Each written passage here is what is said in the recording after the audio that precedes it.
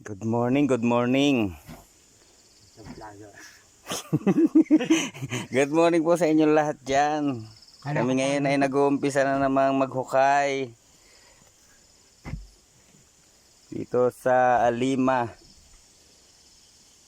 sa baboyan ni Boss Marlon Lipit.